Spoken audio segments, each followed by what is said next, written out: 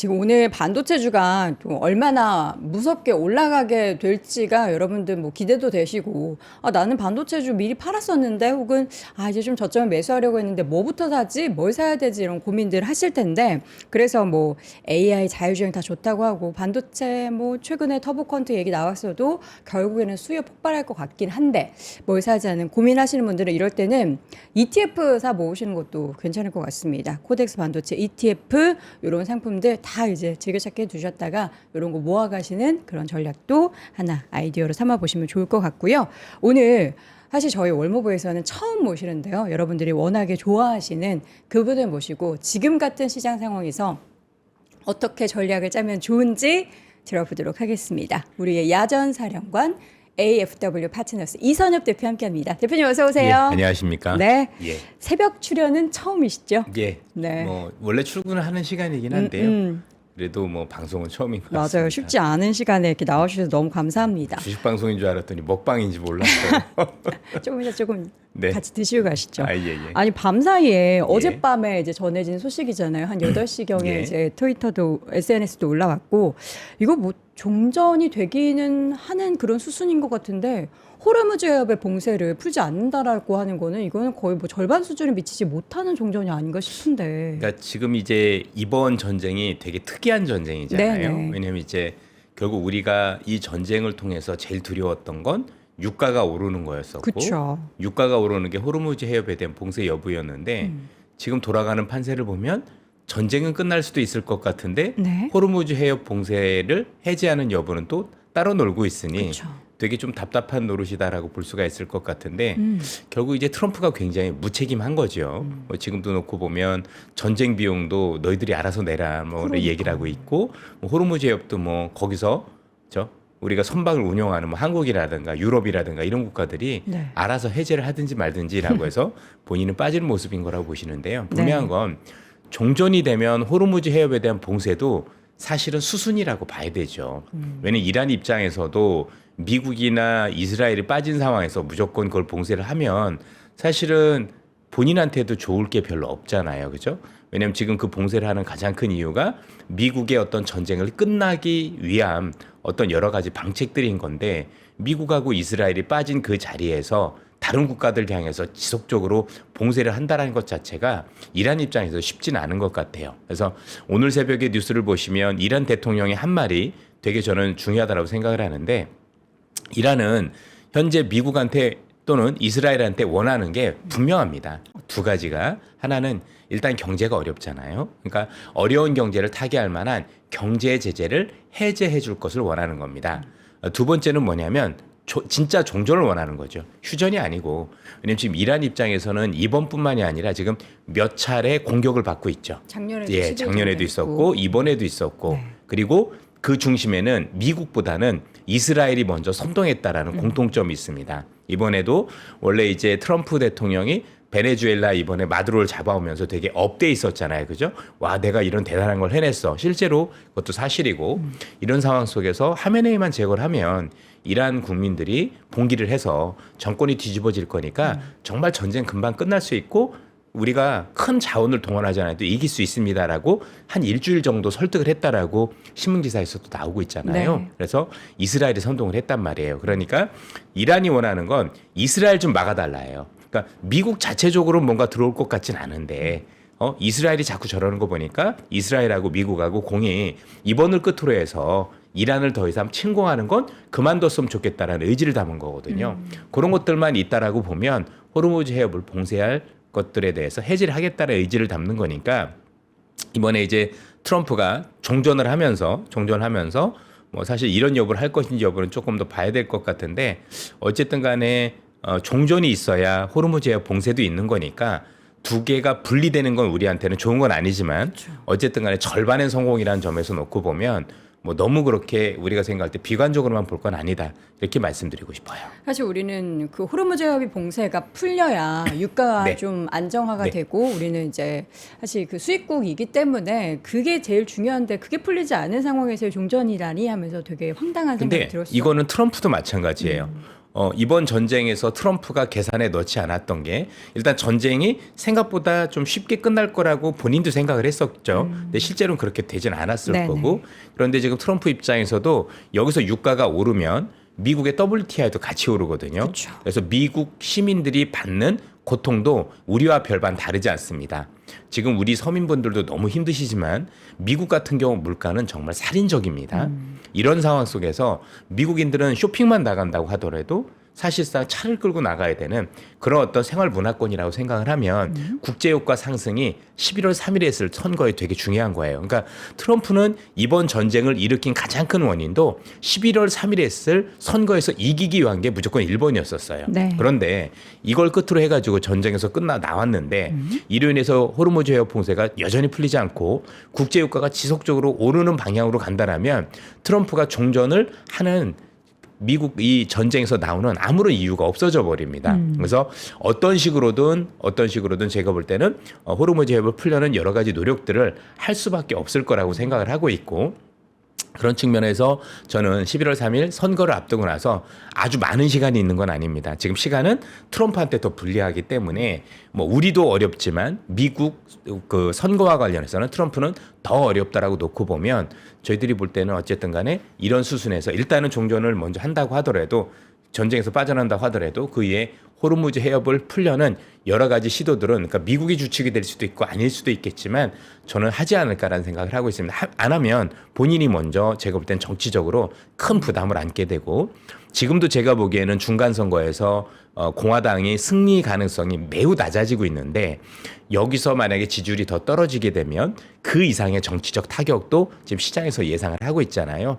이미 뭐 아시는 것처럼 현재 미국에서 여론 사이트에 보면 트럼프의 어떤 탄핵 가능성을 69%로 지금 얘기를 하고 있을 정도인 거니까 단순히 우리가 정권적으로 문제가 되는 게 아니라 본인의 입지적으로 문제도 될 수 있다는 점에서 이번에 보셔서 아시겠지만 저러고 나서도 트럼프를 지지하는 분들은 여전히 있겠지만 생각보다 많은 트럼프 지지자들이 굉장히 이전보다는 좀 마음을 돌리고 있는 경우들도 많이 나오고 있단 말이에요. 어차피 이 아저씨는 여론이 중요한 거고 자기 지지자들 이런 것들이 되게 중요한데 그분들이 등을 돌리는 거라고 생각을 하면 저는 어떤 식으로든 현재 문제 해결에 나설 가능성이 높다 이렇게 생각을 하고 있습니다. 이번에 종전이 깔끔하게 된다라고 한다면 너무나 좋겠지만 아직은 이제 호르무즈 봉쇄에 대해서는 미국 트럼프 대통령의 입장은 필요한 사람들이 가서 협상을 해라. 아유, 이런 웃긴 얘기였어요. 거죠. 예. 근데 이란 입장에서는 과연 이제 종전이 됐다고 해서 호르무즈 해협에 대한 이제 봉쇄는 풀겠지만 계속 지금 통행료를 받겠다라는 것을 의회에 또 승인을 받고 했잖아요. 그게 근데 이란 내부적인 의회 승인을 받았다고 해서 다 통행료에 대해서 징수를 할 수 있는 권한이 있는 건 아닌데 그렇죠. 이거 어떻게 풀어가야 될까요? 뭐 지금 이건 우리가 뭐 이란이 어떻게 될 거냐에 대해서는 얘기하기 어렵기 네네. 때문에 쉽지는 않은 얘기인 거는 분명하지만 그 뭐 지금 30억씩 이런 얘기가 나오고 있는데 그러니까요. 부담도 너무 크거든요. 네. 그러니까 풀린다고 해서 문제가 아니라 그런 고민들도 있다라고 생각을 하는데 어쨌든 경제 제재라는 거 풀면서 나름대로 이란한테 경제 혜택을 주면 이런 것들은 좀 완화될 수도 있다라고 생각은 해요. 근데 어쨌든 간에 이전과는 다른 또 다른 어떤 허들이 생기는 것에 대해서는 네. 우리가 조금 고민을 해야 되지 않을까라고 생각을 하고 앞서도 말씀드렸지만 제일 중요한 건 트럼프도 지금 현재 전쟁의 종전이 중요한 게 아니에요. 트럼프도 원래 이 전쟁을 할 때 이 전쟁이 앞서도 말씀드렸지만 되게 특이한 전쟁인 게 이전에 있었던 일반적인 전쟁은 전쟁에서 이기면 사실은 도움이 되는 거였는데 지금은 전쟁에서 이기되 단기전이어야 되고 유가가 오르지 않아야 되는 제약 조건이 따르고 있어요. 왜냐하면 이게 목적 자체가 2003년에 있었던 이라크전 같은 경우는 9.11 테러가 일어나고 즉 다음에 일어났기 때문에 사실 그 악의 축이라고 불리는 애들을 섬멸한다라고 해도 미국 국민들이 동의를 해줬지만 지금은 명분 자체가 없거든요. 오히려 미국 국민들이 되게 생활비에 시달리고 있고 이번에 뉴욕의 시장 자체가 맘단이라고 해서 이슬람 분이 됐다라는 것 자체가 미국인들이 지금 이슬람에 대해서 대하는 게 옛날하고 다르다는 얘기거든요. 그럼 지금 중요한 건 전쟁에서 이기는 것과 물가를 내리는 것과 어떤 게 더 중요하냐면 현 상황에서는 사실은 물가 내리는 게 더 중요한 거예요.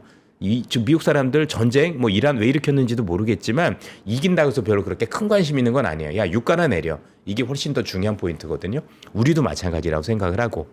밤사이에 어쨌든 종전이라는 네. 키워드가 나오자 양쪽에서 미국 뭐 이란이 물론 뭐 혁명 수비대 쪽이나 강경파 쪽에서 나온 게 아니라 이란 대통령의 발언이라서 이거를 또 힘이 좀 있다라고 볼 수는 없겠지만 어쨌든 양쪽에서 다 이제 종전이라는 키워드가 나오긴 했습니다. 지금 되게 중요한 얘기를 하신 네네. 게 이게 두 가지가 의미가 있어요. 하나는 뭐냐면 지금 공식적인 대화가 있지는 않다라고 이란에서도 얘기는 하지만 네. 최소한 여러 가지 조건에 대해서 중개국을 통해서 서로 메시지는 지속적으로 주고받고 있다는 얘기가 공식적으로 외신에 나오고 있다는 얘기입니다. 이건 이란도 어떤 식으로든 대화를 원하고 있고 나름대로 출구 전략을 모색하고 있다라는 분명한 반증이 된다는 게 일단은 중요합니다. 어쨌든 이란의 대통령도 이란의 큰 수뇌부 중에 하나이기 때문에 그 의견을 좀 중요하게 들으실 필요가 있다라고 생각을 하고 있고요. 그리고 오늘은 분명히 제가 볼 땐 약간의 전환점 가능성이 높은 게 미국도 확실히 전환점을 모색을 하고 있는 거죠. 이전과는 다르게. 그래서 그 두 측면에서 되게 크다. 그리고 여러 가지 조건도 구체적으로 명시를 한 거. 이전에는 뭐 미국도 15개, 이란도 어쩌고저쩌고 하다가 오늘 이란은 아주 명확하게 얘기를 해줬거든요. 그렇죠? 종전이 확실한 게 중요하다. 그래서 이스라엘과 미국이 더 이상 미국을 침공하지 않겠다라는 이 약속만 있다라면 아주 큰 전제를 깔았기 때문에 큰 전제라기보다는 어떻게 보면 이들 입장에서 너무나도 당연한 거잖아요. 그렇게 놓고 보면 사실 저는 의미 있는 진전이었었고 뭔가 둘 다 이런 어떤 것들이 되게 오래 가면 안 되는 이란도 지금 경제적으로 되게 어렵다라는 거 알고 계시잖아요. 그쵸. 물론 어제 뉴스에서 보니까 뭐 이란 경제가 평온하다라는 건데 그걸 누가 믿어요. 전쟁하는 국가가 평온한 국가가 어디 있습니까? 말도 안 되는 소리는 거고요. 전반적으로 지금 이란 국민들이 지난해 봉기했었던 가장 큰 이유가 경제 문제인데 네. 여기서 더 어려워진다라고 하면 그 국민들을 가만히 있겠습니까? 그리고 아무리 혁명 수비대라고 하더라도 우리가 뭐 100만 대군이 모여서 정말 똘똘 뭉쳐서 미국을 어떻게 하자 이건 아니거든요. 그중에서 무서워하는 사람들도 있고 그래서 이탈자들도 많단 말이에요. 그래서 이게 장기화될수록 양쪽 다 입는 피해가 너무 크기 때문에 양쪽 다 뭔가 현 수준에서 뭔가 그렇죠? 약간 좀 마무리 지었으면 하는 의도를 확실히 했다라는 것 그리고 실제 대화 창구를 통해서 직접만 하진 않았지만 간접적으로 대화를 시작했다는 것 자체는 저는 상당한 의미를 부여할 수 있다고 보여집니다. 사실 일부에서는 트럼프가 말로는 그렇게 얘기하지만 뒤에서 또 어딘가를 지상전을 투입한다거나 이렇게 공격을 할 수 있다라는 그런 불안감을 좀 가지고 계신 분들도 많고 이란 내부적으로도 그런 불안감이 분명히 있을 겁니다. 근데 여기에서 우리는 그러면 투자자분들의 입장에서는 미국 시장이 이렇게 급등했고 이 종전 얘기가 나오면 이제는 조금 적극적으로 다시 시장에 대해서 좀 매수를 하고 임해하는 그런 시점이 밤사이에 갑자기 일어났다라고 생각을 해야 될까요? 전보다는 조금 나아졌다라고 생각은 해요. 문제는 뭐냐면 좀 나아지니까 이제 싸지가 않는 거잖아요. 그렇죠?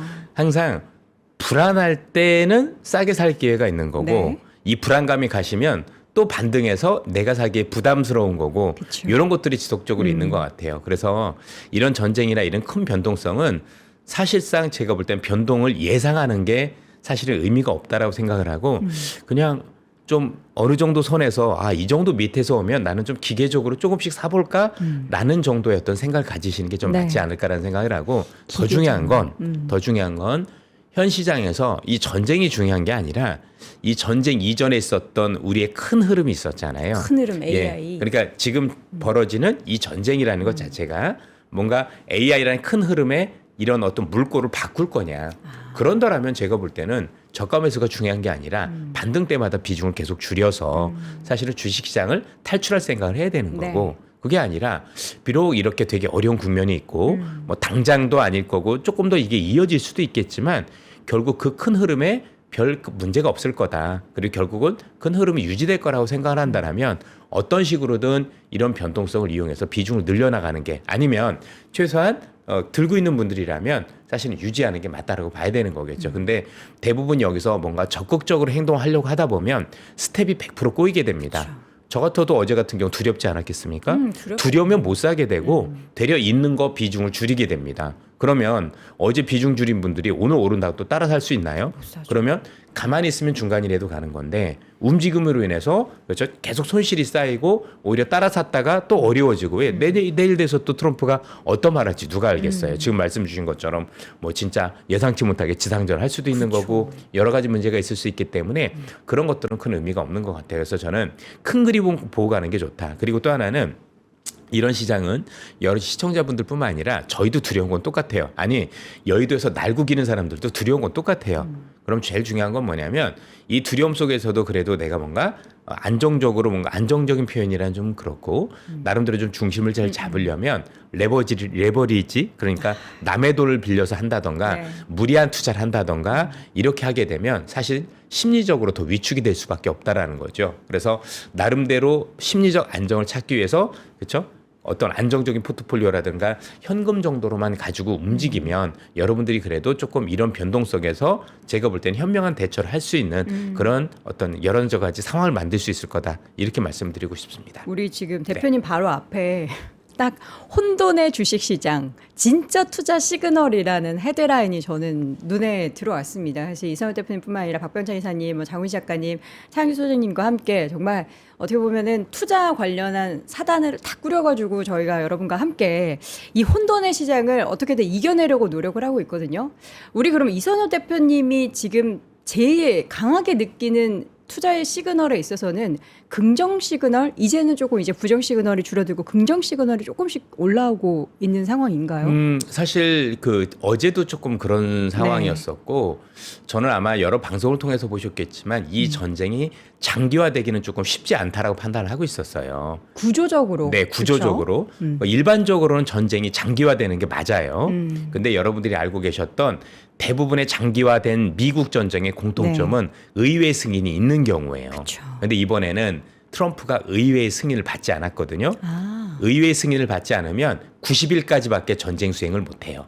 그러니까 60일에서 60일에서 90일인데 법적으로는 60일이 원래 정상이고요. 네네. 2달 내 끝내야 되는 거고 혹시 철수까지 하겠다라는 걸 얘기를 하면 90일까지 용인이 돼요. 아, 그래서 지금 트럼프 대통령이 지금 속보가 나가고 있는데 이란에서 아주 곧 떠날 거다. 예. 아마 2, 3주 내에 이게 그 날짜군요. 이게 법으로 정해져 있는데 여러분들이 지금 모르시는 건 그 이전에는 의회 승인을 안 받은 적이 없거든요. 의회 승인을 다 받았으니까 우리가 기간에 대해서 생각한 적이 없지만 네네. 이건 법으로 명시돼 있는 거라서 트럼프는 나와야 돼요. 왜냐면 의회가 돈도 안 줘요. 네. 그럼 의회가 지금 뭐 결의해서 줄 것 같으냐? 지금 3번에 걸쳐서 트럼프가 요구를 했고 네. 의회에서 표결했는데 3번 다 똑같은 표결로 부결이 됐어요. 그래서 앞으로도 의회는 트럼프한테 전쟁 권한을 내줄 가능성은 없어요.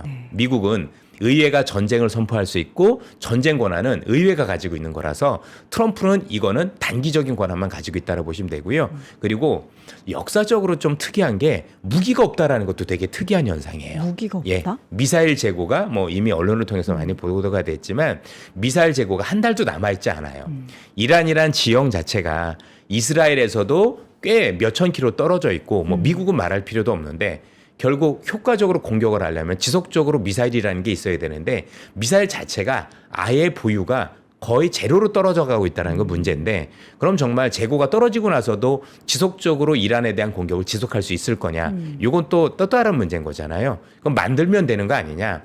이미 여러분도 보셨겠지만 생산 능력이 거기에 미치지 못하고 또 하나는 중국이 히토류를 사실 잠깐 중단하면서 미국이 당장 뭔가 미사일을 생산할 수는 여력이 없어진 것도 문제가 되고 있다. 네. 이렇게 보셔도 될 것 같아요. 그리고 뭐 지금 뉴스에서도 많이 나오고 있지만 미국의 항공모함이 많이 가 있다라고 얘기하지만 실제 이 항공모함들이 여러분들 그 이란하고 그 호르무즈 해협 그 안에 보시면 미국의 오함대 이런 애들이 뭐 주둔하고 있는데 이런 데가 뭐 그 호르무즈 해협 안에 들어가 있어야 되는데 지금 미국의 항공모함 전부 다 바깥에 있어요. 아라비아 해라 그래서 쭉 한참 밑에 떨어져 있어요. 그래서 왜냐하면 호르무즈 해협을 지나갈 수가 없잖아요. 네. 그래서 지금 한 대는 크로아티아로 수리하러 떠나서 없고 또 한 대는 최근에 이란이 미사일을 발사하면서 이스라엘 미사일의 사정권 바깥으로 나갔어요. 그 얘기는 호르무즈 해협 근처에서도 한참 몇백 피로 뒤로 후퇴했다는 얘기가 되는 거니까 실제 그로 인해서 뭔가 미국이 지상전을 위한 병력을 투입하는 건 힘들어요. 이들의 지원이 없이 불가능하다 보니까 이것도 이제 팩트니까 보실 필요가 있다라고 보여지고 그다음에 지상군 투입 얘기하는데 트럼프는 물론 예외적인 사람이니까 그럴 수도 있겠죠. 그런데 저희들이 볼 때는 현재 지상군 투입이 성공한다 안 한다가 아니라 생각보다 많은 피해를 수반할 수 있다라는 그쵸. 인명 피해 가능성이 높다라는 건데 여러분들 지금 가 있는 게 8.2 공정사단, 그러니까 우리 부대의 경우 공수부대가 되겠죠. 또 하나는 해병대 훌륭한 장병들이 가 있는데 지리적으로 한번 봐보세요. 여러분들 공수특전단은 기본적으로 은밀성이 핵심이에요. 그죠? 남이 모르게 낙하산으로 가서 조용히 후방 침투를 해서 교련을 한다든가 그래야 되는데 여기 시청자분들 중에서 모르시는 분 있습니까? 어디 떨어질지도 다 알고 있죠. 뭐 우리가 알고 있는 하르그 섬이라든가 그런 거 다 알고 있는데 그러면 이란군은 놀고 있겠습니까? 다 지키고 있을 텐데 특전사 같은 경우는 만약에 어디가 낙하될지 이미 사실 노출이 되면 거의 제가 볼 때는 이거는 쉽지 않은 정말 타격이 굉장히 클 수 있는 그래서 제가 또 몇 번 말씀드리지만 2차 대전 때도 노르망디 상륙작전 때 이 8.2 공수사단하고 101 공수사단이 후방으로 침투됐다가 한 13,000명 정도 됐다가 2,500명이 이런 식으로 사망을 했어요. 이게 원래 떨어져야 될 장소에서 다른 데로 가서 늪지대에 빠서 죽었거나 아니면 내려오는 걸 보고 나서 독일군이 굉장히 뭐 바로 그러니까 특전사들은 이렇게 내려오면 낙하산에서 할 수 있는 게 없거든요. 그럼 밑에서 만약에 공격을 하면 답이 없어요. 그런데 거기다 침투를 시킨다? 이거는 작전의 개념에서도 자살행위나 비슷하죠. 해병대도 마찬가지입니다. 아니 일단 들어갈 배가 없어요. 들어갈 배가 호르무즈 에어브로 못 들어가고 있는데 그게 가능한가라는 게 있고 설령 뭐 바레인에 거기서 한다고 하더라도 섬 하나 장악하고 나면 그 섬이 육지에서 보이거든요. 그럼 육지에서 만약에 포격을 했을 경우 거기 있는 병사들의 피해가 쉽지 않을 거잖아요. 그죠? 통상적으로 특전사나 아니면 해병대가 들어갔었을 때는 네. 이분들이 통로를 개척하라고 그 뒤에 지상군이라든가 후속부대가 와줘야 되는데 후속부대가 아예 없잖아요. 그러면 어떤 식으로 할 것인지 저는 잘 모르겠어요. 그러니까 트럼프가 예외적인 분이라 그렇게 할 수도 있는지도 모르겠지만 어쨌든 간에 그 정도 인명 피해를 감수하고도 할 것인지 무엇을 얻기 위해서 하는 건지는 잘 모르겠으나 저는 어쨌든 간에 쉽지 않을 거라고 생각을 합니다. 뭐 전쟁이 항상 예외적이라서 뭐 제 생각은 생각일 뿐인 거고 네. 어쨌든 전 그렇게 생각한다고 말씀드리고 싶습니다. 전쟁 말고 대표님 사실 지금 더 중요한 게 있지 않습니까? 네. 결국에 지금 AI 관련한 수요가 여전히 풍부한가. 그리고 거기에 최근에 뭐 터보 컨트 얘기 나오고 얼마 전에는 뭐 그 스파 가격 꺾였다고 하면서 반도체가 우르르 무너졌었단 말이죠. 국장도 이렇게까지 하락해도 되나 싶을 정도로 하락했고요. 사실 그동안 좀 많이 올라서 핑계거리가 좀 많이 필요했지 않았느냐 싶고 그리고 좋든 싫든 간에 이런 전쟁이라든가 아니면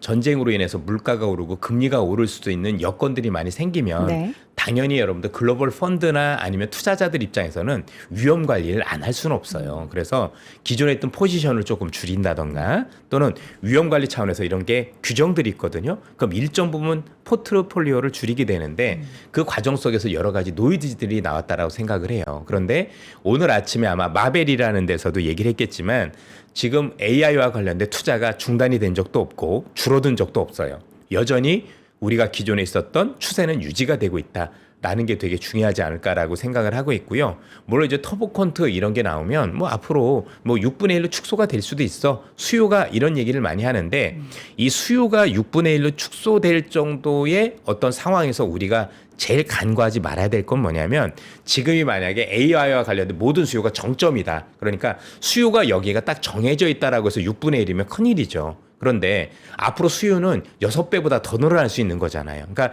지금 전체적인 게 맥스에서 6분의 1로 줄어든다는 얘기인 거지 이 맥스로 올라가는 게 지금의 100배, 1000배가 될 수도 있는 거잖아요. 그쵸. 그 계산은 지금 전부 다 넣지 않고 한다는 게 문제예요. 왜냐하면 지금 글로벌에서 앞으로 지금 우리가 알고 있는 엔비디아나 이런 기업들이 지금 투자하고 있는 게 뭐냐면 앞으로 AI 에이전트 시대를 맞이해서 AI 비서 시대를 맞이해서 정말 많은 투자를 하겠다라고 하는 건데 지금 여기 계신 시청자분들 중에서 AI 에이전트 쓰시는 분 없지 않습니까? 왜? 서비스를 한 적이 없으니까. 우리 이제 물어보고 답하는 정도인 거지 우리가 AI를 통해서 호텔을 예약하거나 그죠? 비행기를 예약하거나 뭐 여러 가지 업무들을 수행하고 있지는 않잖아요. 그런데 앞으로 머지않은 시간에 이게 현실화된다는 얘기지 않습니까? 근데 젠슨왕이 얘기하기를 그런 거 하나하나 할 때마다 이 AI는 나를 기억을 해야 되는 거죠. 내 비행기를 예약을 하려면 내가 비행기 할 때 어떤 것들을 해야 되는지 또 뭐 지금 대표님이랑 저랑 이것저것 비즈니스를 한다고 했었을 때 비즈니스 했던 걸 기억을 해야 되잖아요. 정말 앞으로 수많은 것들을 기억을 해야 되는데 그게 6배로 끝날까요? 저는 아니다라고 봅니다. 그러면 우리가 나누기를 할 때 지금 있는 총량에서 나누기 6을 해야 되는 게 아닌 거고 앞으로가 있을 전체 수요에서 나누기 6을 해야 되는데 앞으로 전체 수요가 얼마나 커질진 아무도 지금 모르고 있는 거잖아요. 그러니까 너무 지금 있는 것 같아서 제가 볼 때는 좀 우려가 과도하지 않았나. 그리고 많이 오르다 보니까 좀 조정을 받을 핑계를 받지 않았나라고 저 개인적으로는 판단을 하고 있습니다. 그 조정을 어떻게 지금 충분히 받았죠? 받은 네, 거죠? 충분히 받은 건 맞다라고 생각을 네. 해요. 예, 그동안 많이 올랐었고 어떤 식으로든 조정이 필요했던 시기였던 거는 분명한데 네. 전쟁이란 이슈로 인해서 많은 투자자분들이 정말 앞을 내다보기 어려운 또 여러 가지 혼돈에 되게 지치는 모습들이 많이 나온 건 좀 많은 아쉬움으로 남기는 하지만 전체적으로 놓고 보면 많이 조정을 받은 건 맞습니다. 이게 사실 2월 달에도 시장이 좀 약간 휘청휘청했어요. 네. 그때 너무나 기세 좋게 올랐다 네. 보니까 뭐 사모펀드 얘기도 있고 하면서 이제 미국발 얘기도 있었지만 이제 국내에서도 이거 가격 계속 오를 수 있겠어? 수요 계속 이거 더 얼마나 오르는 것에 대해서 프라이싱을 해야 되겠어? 이런 예. 다양한 고민들이 있었는데 하필이면 또 전쟁이 터져서 울고 싶을 때 뺨을- 뺨은 아니고 엉덩이 네. 뭐 그죠? 더 찬 뭐 이렇게 건가요? 완전히 더 맞은 거죠. 뭐 채찍으로 맞은 거죠. 너무 세게. 예, 너무 그렇게 세게 맞게 맞았죠. 돼서 네. 이제 조정을 받았는데 또 그 사이에 갑자기 터보컨트 얘기 나오고 가격 꺾였다라고 하니까 또 거기서 또 한 번 더 세게 이게 충격을 현물 가격 받고. 꺾인 것도 좀 고민을 하셔야 되는 게 현물 가격만 놓고 보면 밑에서 10배가 올랐어요. 네. 그럼 지금 삼성전자나 하이닉스가 고정 가격을 10배 올려서 지금 팔고 있느냐는 얘기입니다. 아니거든요. 그러니까 오르는 게 조금 쉬어가는 거는 우리 입장에서는 불편한 거 맞는다고 하더라도 그 가격을 그대로 반영한 적도 없다라는 것도. 그러니까 지금 그 조정받은 그 가격으로 좀 팔기만 해도 전자는 여기서 몇 배가 올라야 되는지 몰라요. 그쵸. 그러니까 너무 거기에 대해서 민감하게 생각하실 필요는 없지 않을까. 그러니까 안 좋게 보니까 더 안 좋게 보이겠죠. 불안한데 이런 것도 있으면 더 굉장히 안 좋게 생각을 하지만 실제 우리가 지금은 정확하게 시장을 좀 바라봐야 될 필요가 있고 또 하나는 매크로 이슈도 그렇거든요. 네. 뭐 여러 가지 이슈들이 많습니다. 경기 침체 우려도 있다는 등 여러 가지가 있다는데 경기 침체 쉽게 오는 거 아닙니다. 우리가 이렇게 알고 있는 경기 침체는 사실 온다라고 보기 좀 어렵다고 그럼요, 항상 당연하죠. 얘기하잖아요. 예. 하루 이틀 만에 그리고 한 달 정도 전쟁됐다고 오는 것도 아닌 네. 거고요. 그래서 이런 것들이 초장기화되고 그런 초장기화된 것들이 미국 시장에서 어떤 고용과 관련해서 완전히 정말 해고가 급증하는 사례까지 연결되기까지는 참 많은 시간이 걸려요. 그쵸. 근데 그걸 지금 한 달도 안 됐는데 미리 반영을 하기 시작했다? 사실은 제가 볼 땐 넌센스다. 이렇게 보시면 될 것 같고요. 너무 매크로 지표에 대해서도 제가 볼 땐 매크로라는 건 추세라는 게 있는 건데 그 추세가 쉽게 바뀌지 않는 건데 여기에 대해서 너무 일희일비 하시는 것 같아요. 그래서 그런 것들과 관련해서도 좀 냉정하게 제대로 바라보실 필요는 있다. 그러니까 지표만 보고 지수 낙폭만 보고 이럴 것이다라고 함부로 예측하는 건 제가 볼 때는 오판할 수 있다라고도 보여집니다. 그러니까 지금 제가 알기로는 4월 18일에 올데이 세미나에서 주제가 딱 스윙 당하지 않고 승리하는 필승 투자 전략이라고 정하셨어요. 그러니까 이 우리가 오늘 이제 만약에 급등을 하게 되고 시장이 다시 반등을 하게 된다면 나는 4월에 아직 이거 끝난 거 아니니까 전쟁 끝난 거 아니니까 일단 나 팔아둘래. 그리고 또 떨어지면 난 거기서 또 살래. 이런 생각을 하고 계신 분들도 계신단 말이죠. 근데 그런 타이밍을 누가 맞출 수 있겠습니까? 전략은 좋죠.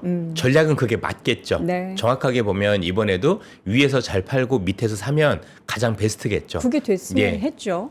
그런데 지금 여러분들 주식이라는 것 가지고 네. 정말 우리가 잘한다는 분들도 그건 쉽지는 않습니다. 정말 잘했다라면 일부 그래도 좀 많이 올랐을 때 일부 그죠? 좀 현금화를 좀 해뒀다가 네네. 마음의 안정을 통해서 이럴 때 조금 다시 채워놓는다가 이런 분들은 있을 수도 있겠지만 네. 이론은 항상 가능하죠. 그렇죠? 말로는 쉽고 그런데 이미 해보셨겠지만 이 전쟁 심리적으로 이길 자신이 있으신가요? 저는 없다라고 생각을 해요. 있으면 그분은 이미 주식을 하면 안 되고 딴 걸 해도 엄청나게 성공할 뿐인 거죠. 그렇죠? 세상이 내 맘대로 되는 것도 아닌 건데 그 이론과 실제는 다릅니다. 제가 볼 때 여러분들 행동이 얼마나 어려운지 우리 고등학교 때도 그랬잖아요. 서울대 가는 방법 쉬워요. 쉬워요? 예습 복습 열심히 하고 공부하면 되잖아요. 근데 우리 다 못 갔지 않습니까? 왜냐면 그게 행동이 안 되는 거예요. 그죠? 네. 야, 그때도 서울대 못 갔던 사람이 이거는 이렇게 할 수 있다라고 생각하십니까? 그건 이론인 것 뿐인 거예요. 허를 그죠? 찌르시네요. 예, 그냥 시장엔 순응하는 게 되게 중요한 거고 네. 우리가 알고는 이론적인 게 아니라 실제 내가 감당할 수 있는 정도가 되게 중요한 겁니다. 사람마다 이런 위험이 있었을 때 감당할 수 있는 수준이 다 달라요. 그래서 일단 나를 정확하게 알고 시장에 대해서도 어떤 이론적인 이런 것들이 아니라 실제 투자 전략에서 어떻게 내가 행동했었을 때 내가 현재 시장에서 가장 피해를 최소화하고 나중에 반등이 됐었을 때 복구할 수 있는지 거기에 대한 솔루션을 잘 찾을 필요가 있는 거예요. 그럼 지금 시점에서요, 대표님. 현금을 그 전에 많이 확보했던 분들도 계셨단 말이죠. 예. 2월 달, 뭐 3월 달 이렇게 올라가면서 이제 3월 전에 전쟁 터지기 전에 워낙에 또 있으셨을 수익이 수 있죠. 좋았을 네. 테니까요. 전쟁 이거 거의 끝나는 것 같은데 그럼 나는 오늘 반등할 때 뭐 가격 안 보고 따라가겠다. 하는 그런 전략은 어떻게 뭐 위험합니까? 하루만 보고 뭐라고 얘기할 수는 없죠. 그냥 오늘 뭐 살 것 따라 보면 분할해서 사면 되겠죠. 뭐 그렇죠? 그래서 뭐 한 예를 들어서 지금 뭐 100만 원이 있다라면 네. 10만 원씩 오늘 한번 그래도 뭔가 전환점인 같은 좀 했다가 또 밀리면 또 10만 원 정도 투자해보고 그러는 게 제일 현명하지 않을까요? 네. 뭔가 한꺼번에 투입한다는 것도 제가 볼 때는 좀 어불성설인 것 같고 뭔가 좀 마음의 여유를 가지고 왔다 갔다 하는 게 제일 좋은 것 같아요. 이게 이 시장이 이렇게 돼서 또 반등하고 막 이렇게 한다고 하더라도 네. 이런 여진이 쉽게 끝나진 않을 거 아닙니까? 또뭐 앞서도 말씀드렸지만 트럼프란 분이 제일 안타까운 점이 네. 일관성이 없는 거잖아요. 뭔가 이전의 대통령들은 이분이 잘하든 못하든 떠나서 일관성이라는 거 있었어요. 아, 이분이 이런 분이구나 하는 건데 물론 트럼프도 이런 분이에요. 근데 트럼프의 가장 큰 단점은 앞뒤가 안 맞는 얘기를 하고 계속 말이 바뀐다라는 게 제일 문제라서 거기에 대해서 그 변동성이 있을 때 오를 때마다 살 수는 없지 않습니까? 그렇죠? 그러면 제가 볼 때는 제일 중요한 건 적정 지수대를 선정하는 게 제일 좋은 것 같아요. 이 정도 선에서는 내가 좀 내려오면 조금씩 사봐야 되지 않을까? 이런 게 저는 더 맞는 전략이 아닐까라는 생각이 드네요. 네. 저희가 4월 18일 날 세종대 가면은 이선우 대표님 실제로 진짜 만날 수 있는 거예요. 만날 수는 있겠죠. 네. 저희가 보니까 100자리만 딱 더 마련을 해 주셨다라고 지금 제가 제작진을 통해서 얘기를 드렸습니다. 세미나 저희가 지금 선착순이었고 요 자리가 한정돼 있잖아요. 근데 지금 100분의 자리를 추가적으로 딱 만들어 드렸기 때문에 이선우 대표님을 실제로 만나 뵙고 싶으신 분들은 4월 18일에 세종대학교로 오시면 만날 수 있을 것 같습니다. 약간 좀 뭐 어떤 얘기 하실 건지 조금 주제 저는 관련해서 어차피 좀- 전략적인 거니까 전략. 예, 큰 전략이나 뭐 방향 이런 거라고 보셔야 되겠죠. 사실 11월 중간 선거 전까지 그리고 우리나라에서도 6월에 또 선거 있지 않습니까? 예. 그때 이슈가 좀 있어가지고 이번에 전쟁 만약에 종전이 된다라고 해도 사실 우리에게는 좀 산을 넘어야 될 그 우리나라 것들이 선거는 많아요. 썩 중요하지 않습니다. 우리나라는 괜찮아요? 예. 지금 움직이는 삼성전자하고 우리나라 선거하고 무슨 연관이 뭐 있겠습니까? 그런 얘기 있더라고요. 막 그렇죠? 정부 정책이 드라이빙 거는 시즌이 상반기고 하반기에는 또 이제 선거 끝나고 나면 이게 조금 줄어들 수도 있다. 이런 내용도 나오고. 지금 큰 흐름에서 사실 뭐 정부 정책도 굉장히 중요합니다만 지금 추진하고 있는 정부 정책은 선거가 끝났다고 중단할 수 있는 정책은 아니라고 봐요. 왜냐하면 지금 시장에서 굉장히 커다란 물고 자체를 지금 이게 될지 안 될지 모르겠지만 네. 부동산에서 그죠 생산적 금융인 주식 시장으로 자금을 끌어들이려고 하는 움직임이 큰 건데 네. 선거 끝났다라고 그렇게 하게 되면 나중에 정치적 부담이 더 커져요. 그렇지 않을까요? 이거는 일관되게 추진을 해야 되는 거고 네. 선거에 상관없이 진정성을 가지고 해야 되는 거예요. 왜냐하면 이게 우리 노후자금이란 말이에요. 그쵸. 노후자금이고 혹시 그것 때문에 집까지 팔고 오신 분이 있는데 그걸 선거에 이용한다? 여러분들 그거는 나중에 더 큰 역풍으로 받습니다. 그래서 그렇게 얘기하시는 분들이 있을 수도 있겠죠. 그러나 저는 그렇게 하면 더 큰 역풍이 있을 건데 그럴 거냐? 저는 아니다라고 생각을 해요. 왜냐면 이번에 정말 큰 흐름은 우리 어떤 그 주식시장의 체질 자체를 바꾸는 건데 체질을 바꾸려면 정말 세게 움직여야 되거든요. 그럼 정책이 일관되고 지속적인 것 부분들이 있어야 돼요. 그래서 선거에 따라서 굴곡이 있고 그런다라면 제가 볼 때는 성공 가능성이 낮아질 텐데 전 그럴 것 같지는 않습니다. 미국 중간 선거는요? 미국 중간 선거는 저는 사실 그게 더 걱정돼요. 영향이 있죠. 영향이 있죠. 그런데 지금 상황을 놓고 보면 트럼프에 대한 정치 부담은 이미 배가 됐고 네. 전반적으로 놓고 보면 지금 트럼프에 대한 실망한 사람들이 날이 갈수록 많이 늘고 있다는 점에서 놓고 보면 트럼프의 정치적 영향력은 11월 3일을 기점으로 해서 이전만 못해질 것만은 분명해지는 것 같습니다. 물론 이제 트럼프라는 사람이 뭐 의회가 딴지 건다라고 해서 가만히 있을 건 아닌 분이긴 하지만 그럼에도 불구하고 이번에 관세 정책도 그렇지만 의회의 도움이 없이는 본인의 힘이 굉장히 약화된다는 걸 이미 봤기 때문에 어떤 식으로든 왜냐면 이제 글로벌이라서 나름대로 비즈니스라는 게 의회하고 힘을 합쳤을 때 이런 것들도 보는 건데 레임덕이 시작된다라고 보면 네. 쉽지 않은 거죠. 왜냐면 이제 어제 같은 경우도 그 스페인에서 대놓고 트럼프에 대해서 거절을 했잖아요. 그죠? 트럼프가 왜냐면 이제 스페인에 미국의 공군기지가 있고 네. 그리고 또 유럽에 있는 어떤 그 미국에 있는 전투기들이 스페인 그 영공을 통과하는 거에 대해서 스페인이 거절을 했거든요. 나토가 대놓고 야 미국 이번에 전쟁하는 거 나 허락도 못 하고 우리 기지 사용하는 것도 안 되고 영공 통과하는 것도 안 돼. 이건 대놓고 미국과 척지자는 얘기를 한 건데 전 꽤 의미가 있다고 생각을 해요. 지금 트럼프가 나름대로 하고 있던 여러 것들이 사실은 예전에는 우호 관계에 있던 이제 그 국가들이 생각보다 많이 등을 돌리기 시작했다는 게 점차적으로 많이 느껴지고 있다는 얘기인 겁니다. 그래서 앞으로 유럽 국가들이 미국을 대하는 게 어떻게 달라지고 있는지도 우리가 봐야 되는 관전 포인트가 아닐까 싶습니다. 네. 자, 오늘 또 새벽에 월스트리트 모닝 브리핑에 이선호 대표님을 처음으로 오셨으면 저희가 6년째 하고 있는데 처음으로 우리 이선호 대표님 와주셔서 너무나 감사드리고요. 실제로 우리 대표님의 또 다양한 인사이트를 확인하고 싶으신 분들은 올데이 주식 세미나와 또 3프로 멤버십을 통해서 다양한 컨텐츠들 함께 하시면 좋을 것 같습니다. 자, 오늘 이 시간 AFW 파트너스 이선호 대표와 함께했습니다. 고맙습니다. 예, 감사합니다.